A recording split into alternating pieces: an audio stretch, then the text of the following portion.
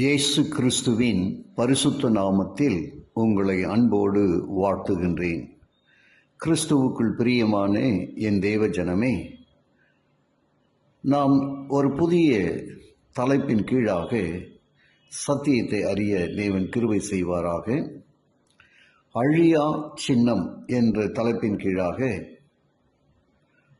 மொகலாய சாம்ராஜ்யத்தின் தலைசிறந்த அரசன் ஷாஜகான். அவன் ஒரு கட்டிட பிரியன்.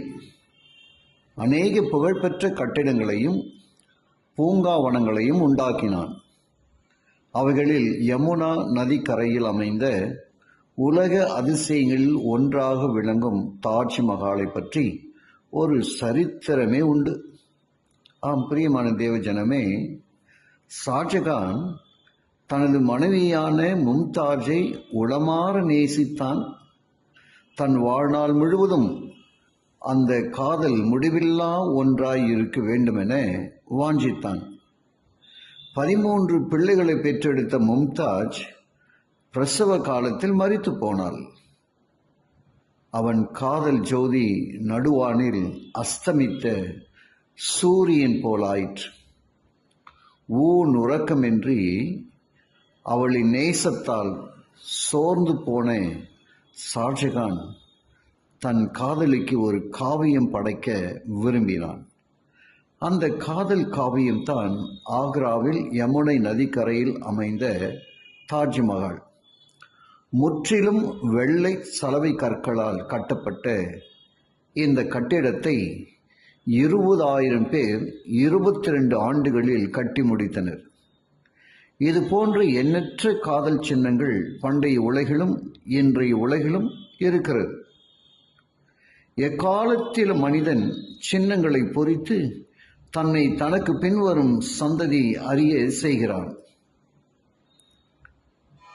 சிலைகளை வடித்தோ ஸ்தூபிகளை நாட்டியோ எழில்மிகு கட்டிடங்களை கட்டியோ தனக்கு பின் இவ்வுலகம் தன்னை நினைக்க அவன் செய்கிறான். உலக பெரும் அதிசயங்களும் சிற்பங்களும் ஓவியங்களும் ஏன் கல்வெட்டுகளும் அதற்கு சான்று பகரும்.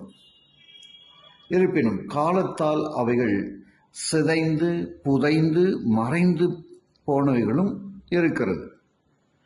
விண்ணையும் மண்ணையும் உண்டாக்கிய இறைவன் தன்னை இவ்வுலகம் அடையாளம் கண்டு கொள்ள ஒரு நினைவு சின்னத்தை அருளினார்.